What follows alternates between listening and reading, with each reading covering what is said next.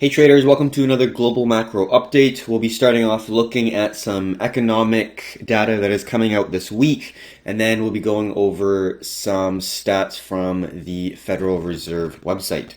And then to finish it off, we're going to look over some consumer price index numbers globally, consumer price index CPI, and then we will get right into the charts, looking at gold and silver ratio, and then we'll be going over some indexes and some US equities or U.S. indexes as well.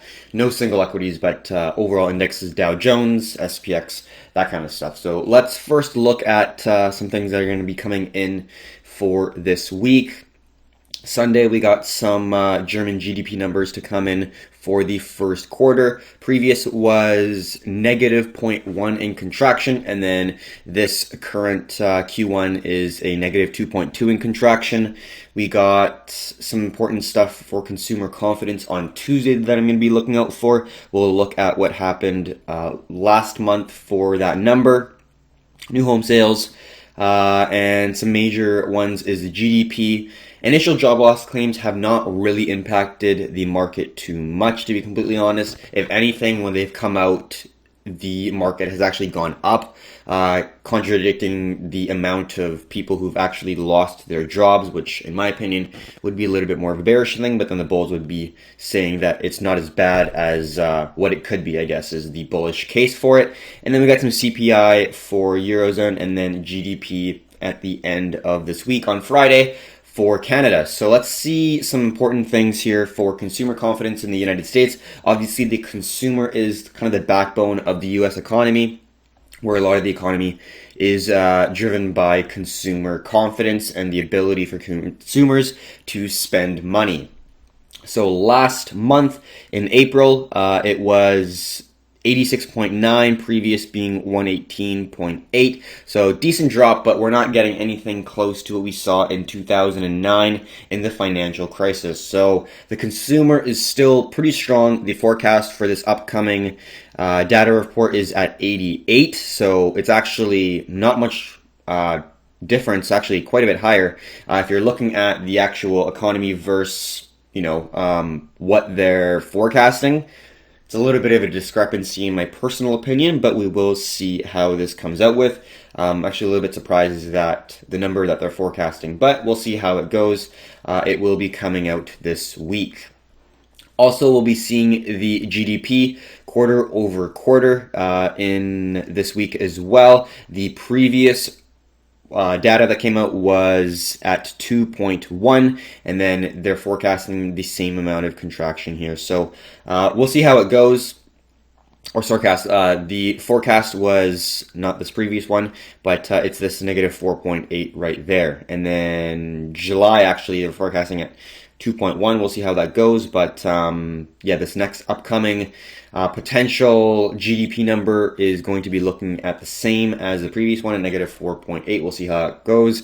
And then for the North, Canada, we also have the GDP for the month over month coming out as well. And they're forecasting that as some number that we haven't seen in basically over 20 years, negative 9% in contraction for the GDP. And we saw that kind of in the worst of it, 2003, 2008 era, it was sitting at around negative 1. So this is 9 times greater than anything we've seen in the over 20 years. So in my opinion, that should definitely tell you something in terms of the impact that this is having on the economy.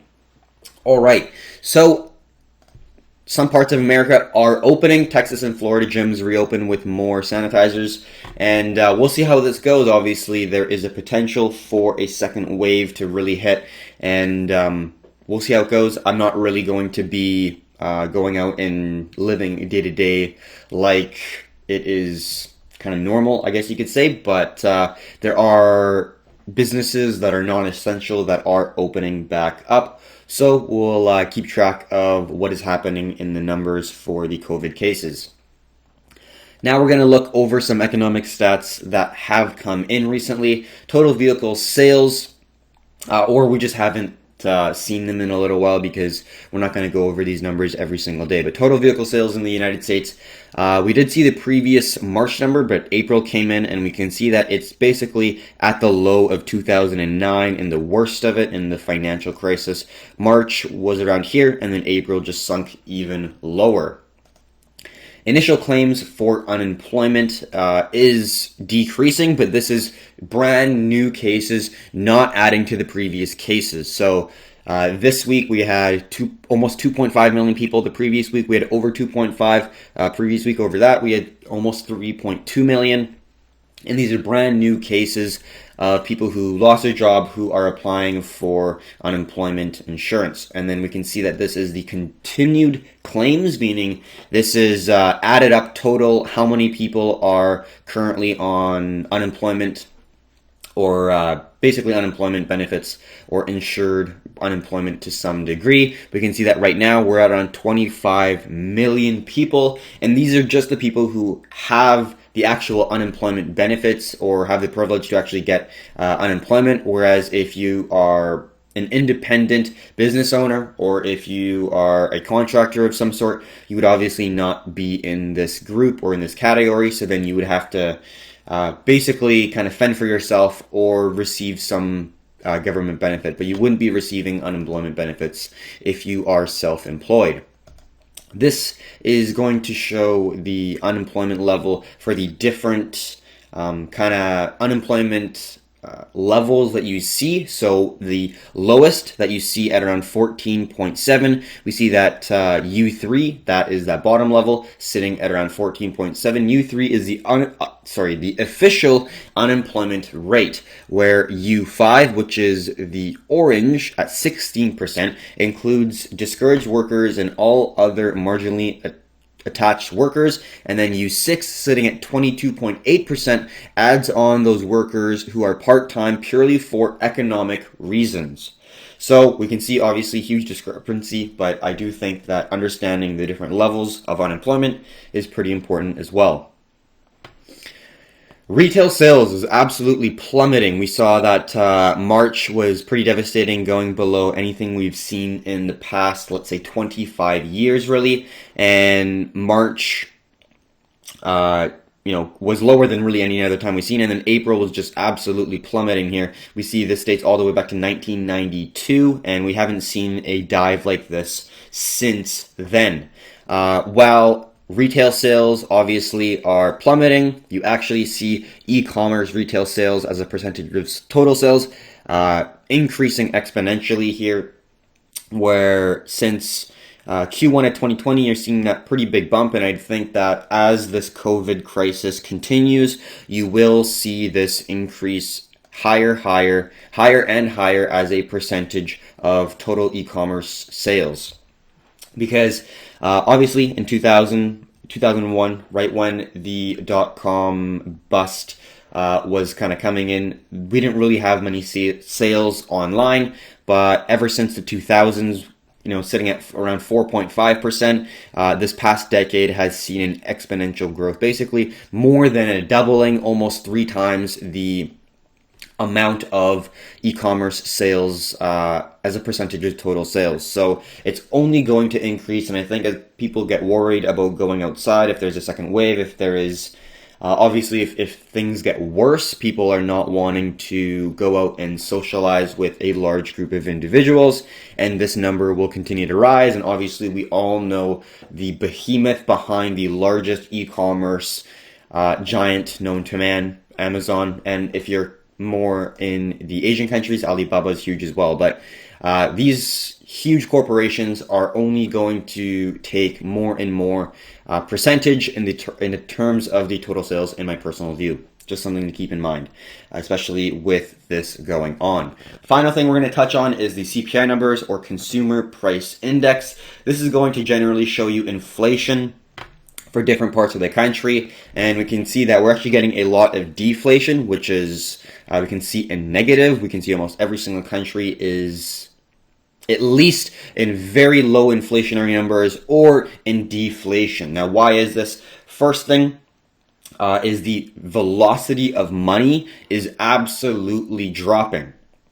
And why is that? It's because of the lockdown. People are not going out and spending money. The velocity of money is the amount of times a unit of currency is moved around within an economy in a certain time horizon. And we're seeing that absolutely plummet because people are not going to bars, restaurants, entertainment services. People are not spending money. So the velocity of currency is absolutely dropping.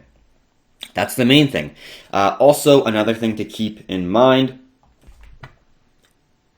when large chunks of the population get laid off and don't have money to spend, one man's spending is another man's income. So if you cut off the cash flow to a lot of individuals within an economy, they're not going to be able to spend money, they're not going to be able to purchase those wants instead of just the needs, and then that's going to create less economic movement within a certain economy, obviously, with less people spending money, and that's going to be less income for the general population. So overall, not great, but we do see that, for savers, it's not a bad thing because you see the value of your currency actually not go down for a change, which is really nice.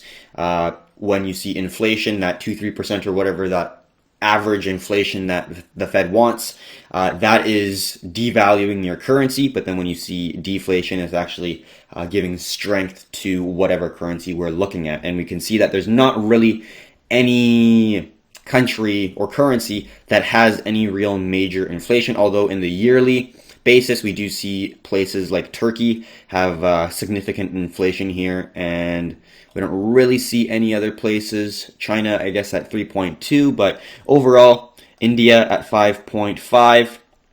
But Turkey is definitely the highest on this list. All right, now we're going to switch to something a little bit different. We're now going to go into some of the charts that we're going to be looking at within the TradingView platform. First thing we're going to be looking at is the DXY, or the US dollar currency index. This is going to compare the US dollar versus many different other currencies. We're going to be looking at, I believe it's 60% euro, 15% yen, there's GBP, there's Swiss franc, there's the krona, and there's some other foreign currencies, but that's going to be the majority of the composition of this DXY index, which is just showing the strength of the US dollar compared to other currencies. And we can see we're in a nice tight consolidation here around the 99, 98, 80-ish zone as a key level of support, and around 101-ish zone for a key level of resistance. And we do see that there is a little bit of a squeeze where we're getting a series of high, lower high, lower high, and then a low, higher low, higher low. So in my opinion, we are getting somewhat of a squeeze where there is sell pressure keeping the price making lower highs, and then there is buy pressure keeping the price making higher lows. So there's going to be some level of an apex at some degree. So we're going to see the price have to make a move to the upside or to the downside, and obviously that will affect many different pairs and assets that we are looking at, as well as some FX pairs that we talked about in some previous episodes. So in my current view of the DXY of the US dollar index,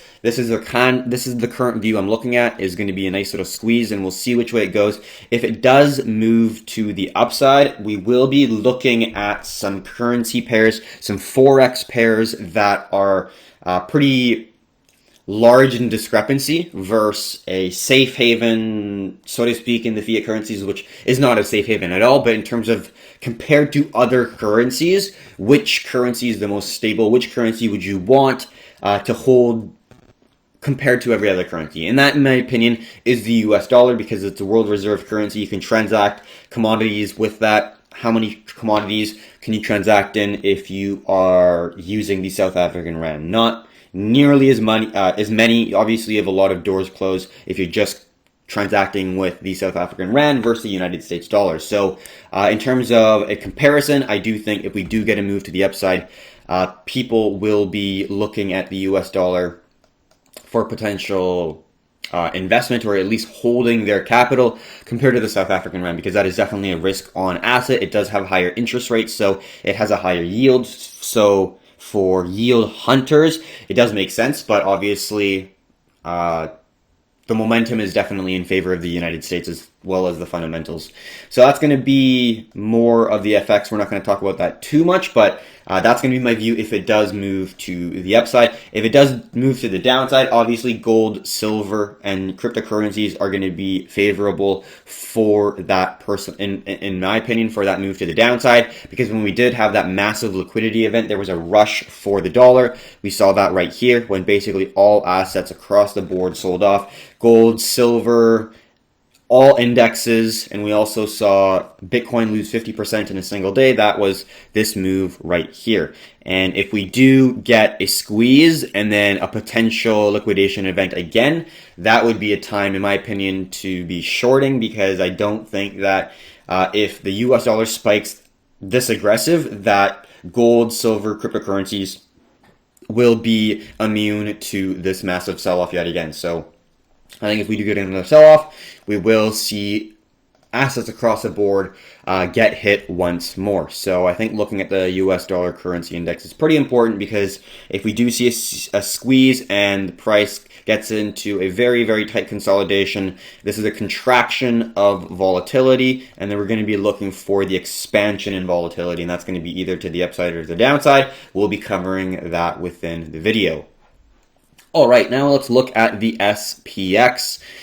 We did get a little breakout here. I'm personally not really looking to long at this moment, just because obviously with the level of uncertainty, I just don't feel like having a long at this point in time would be a great risk reward, because basically you'd be wanting the price, unless you are very conservative and have a tight risk, you could be looking at a potential, I think, around maybe 1.5 to 1 risk reward, which isn't ideal. You could be looking at some higher highs to be hitting for some take profits. Then you'd be looking at some maybe 3.5, or 4 risk rewards, which would be pretty solid. But at this point in time, I don't really see the risk reward that's worth taking for the SPX until we kind of confirm that we're out of this consolidation. We don't know if it's going to be a deflation, inflation sort of situation, because if there's significant inflation, if the US dollar decreases and debases substantially due to the QE, that would mean that this obviously could go up exponentially, because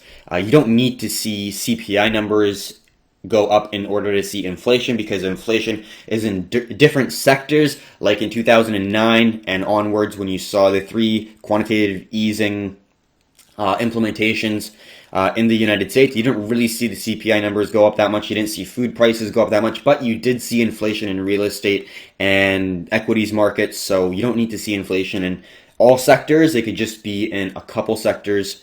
Depends on where the money is being printed. So that's going to be the question at hand for the SPX, in my personal view. I just don't think it's ready for me to decide fundamentally, because I just can't fully agree with the fact that this is a low and the lockdown has, kind of eased, and we're going to go back to what you call quote unquote normal.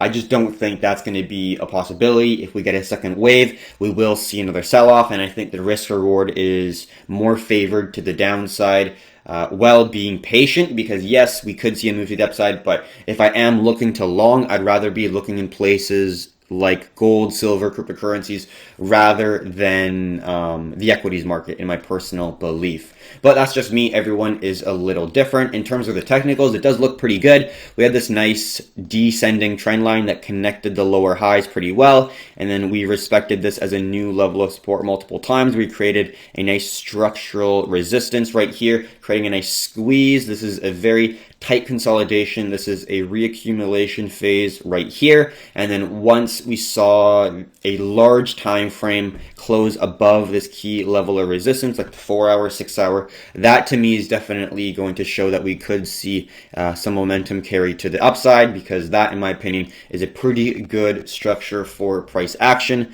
We saw a squeezing. We didn't really see the price go all the way to the apex, but we did see this trend line connect the higher lows, and then we saw this trend line connect the lower highs, where we were squeezing into an apex right here, and then we made a decision. We not only retested this new level of support, previous resistance once, but twice. We got a nice expansion of a wedge or reverse wedge, and then you got a poke out. You could be looking for a nice retest with the higher low, testing the previous resistance for a new level of support, and then we'd be looking for a potential long if you are on the short-term time frames looking to capture some opportunities to the upside for the SPX.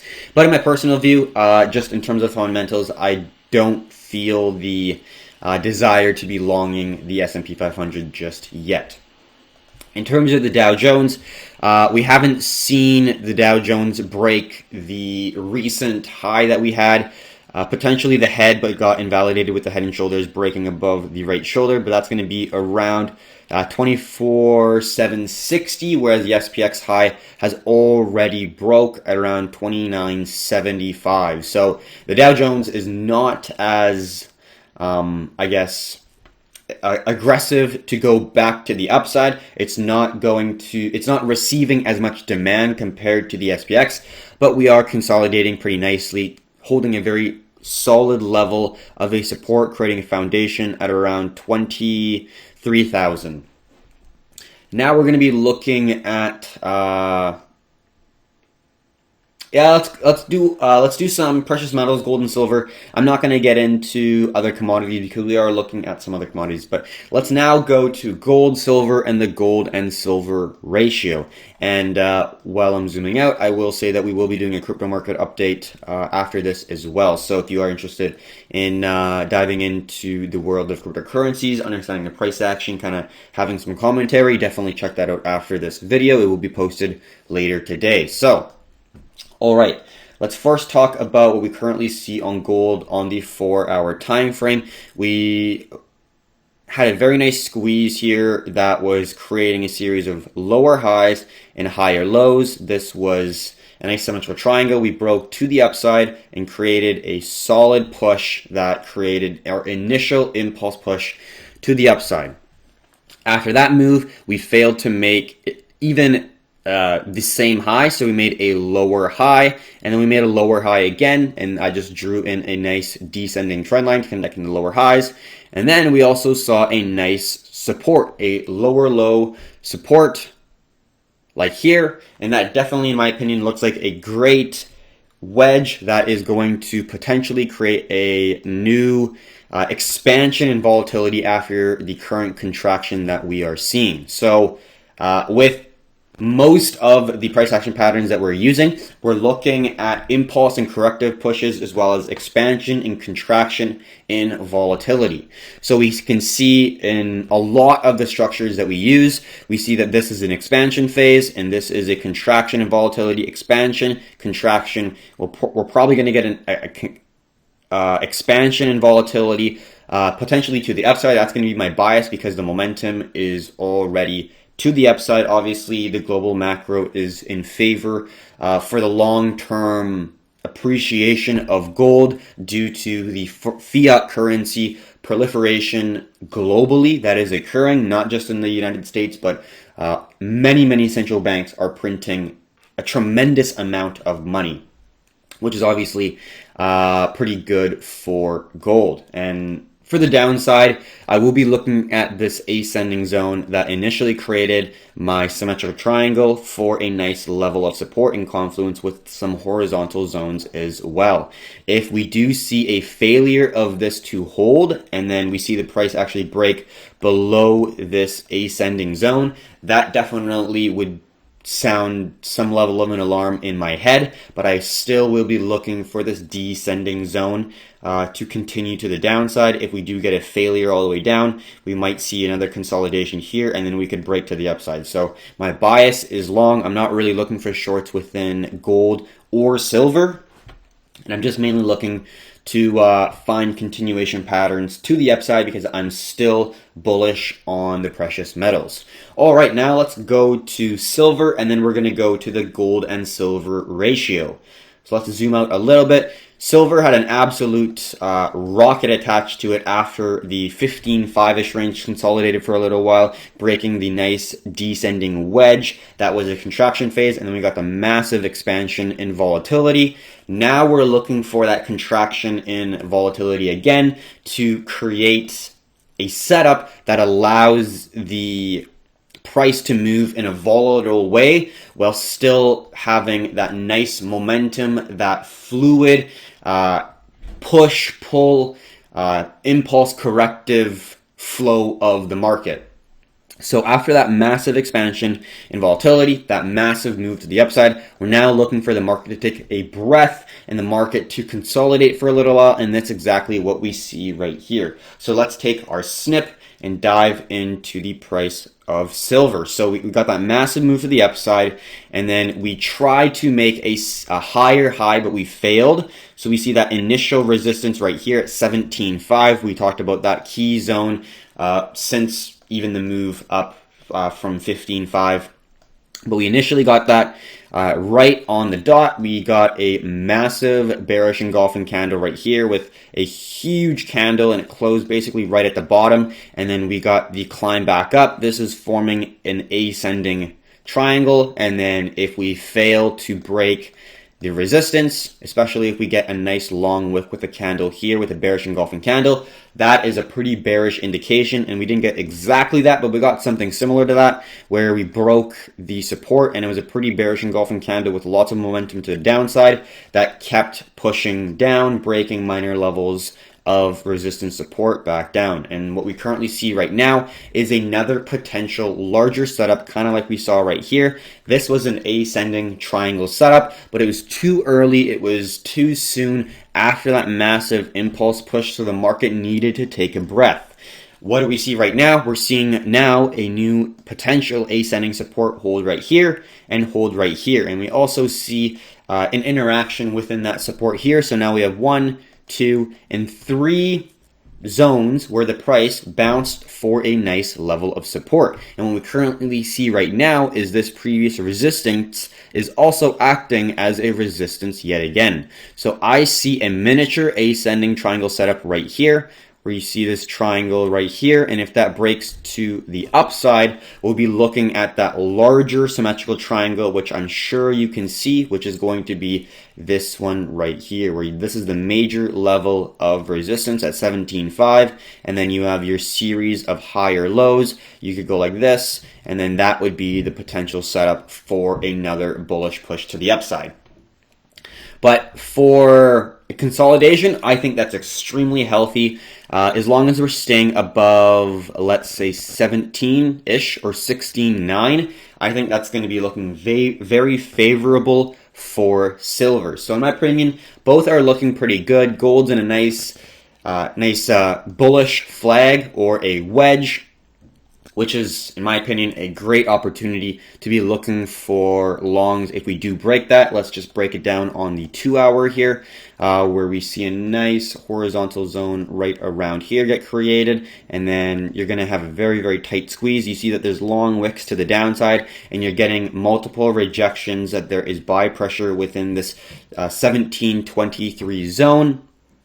And then once you see the higher high form and the higher low, you could potentially draw in a nice ascending trend line. If that low comes in holding the previous support or resistance somewhere around there, that would be optimal for a nice retest. Or if it breaks up pretty aggressively and then holds this previous resistance for a new level of support, that would be a good opportunity as well. So that's going to be the smaller time frames for gold, and the smaller time frames for silver. We already talked about that smaller that smaller ascending triangle, and if it breaks to the upside, we could be looking at that larger ascending triangle that could play out in favor for silver having more price appreciation than gold. But the way to view the comparison of gold and silver would definitely be the gold and silver ratio.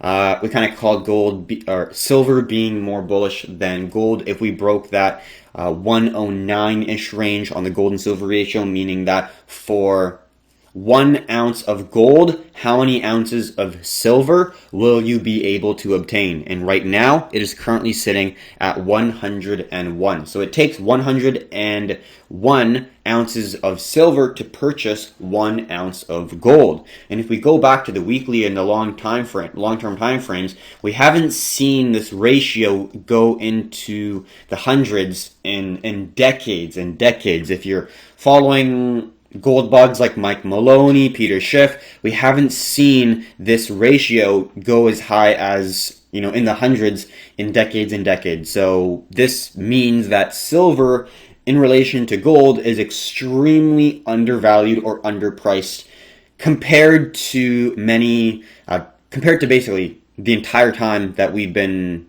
tracking the price of gold and silver. Doesn't mean it can't change, but if you are extrapolating the information from the past, that's what it's telling you. Silver is underpriced compared to gold as of right now. But in terms of the price action, what we can do with it, we are at a psychological level of 100. I do think that's a pretty psychological level, although we do have some space before we do hit our first ascending trend line, which is going to be our previous resistance, acting as a new level of support. And then we also have a mid-range point for this wedge, and then we have the support. So this is sort of playing out somewhat similar to the price action of Bitcoin if it does move back to the downside, which inevitably I think the gold and silver ratio will. Bitcoin had a blow off top on the ascending wedge, and this gold and silver ratio also had a blow off top on this ascending wedge, and we're seeing it come back pretty aggressively using this $100 ratio or 100 point ratio, where it takes 100 silver ounces to purchase 1 gold ounce.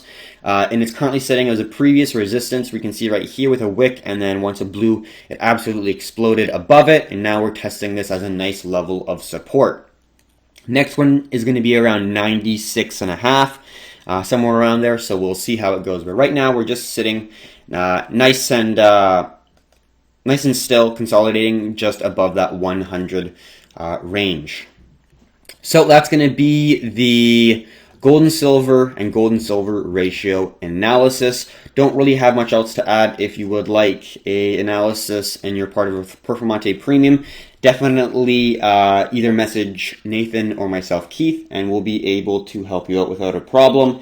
We will be doing, like I said, a crypto market update, so we'll be looking over some charts for Bitcoin, looking over the previous halving, what happened within the past months after the halving event, and then looking over some altcoins as well, and diving into some news topics that are relevant in the crypto market space. So thank you very much for watching, everyone. If you have a question, definitely drop them in the comment section below, and we'll be sure to answer all of them. We really appreciate all the kind comments that have been coming in recently. So hopefully you had a good weekend. Hopefully this week will be a great week for you. And yeah, we wish you the best, and hopefully your family is all safe from obviously this situation is happening globally. So thank you very much for watching, and until next time, have a good one.